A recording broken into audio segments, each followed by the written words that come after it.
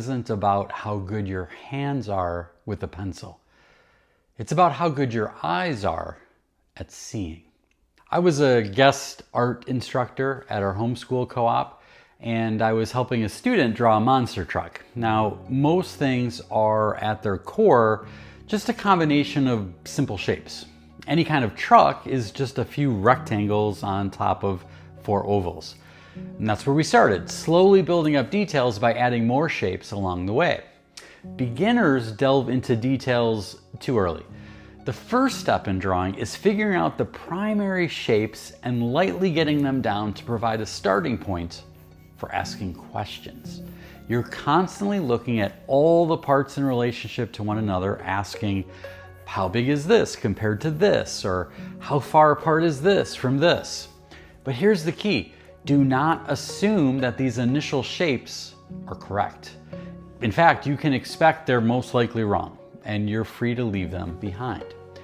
As your drawing progresses, even if those early shapes were off, it's okay, because they served an important purpose.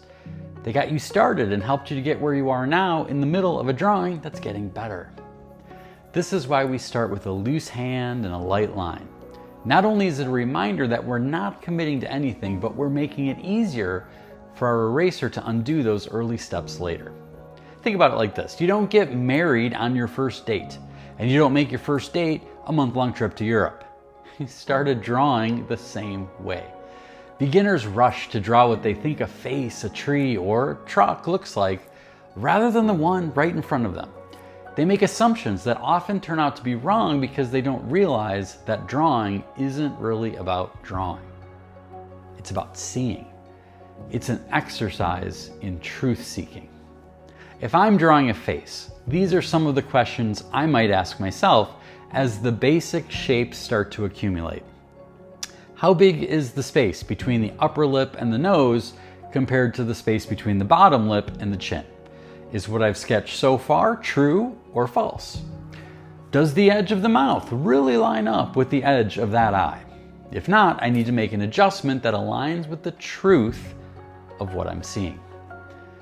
Likewise, in our daily lives, we make assumptions about people and ourselves all the time. We develop expectations, aka predictions, about what we think will happen in our life, our career, and our relationships. And sometimes the information we collect along the way becomes outdated, irrelevant, or was just plain wrong to begin with. We need to continually evaluate our understanding of the world, and we do this by asking questions and comparing our current situation with the truth.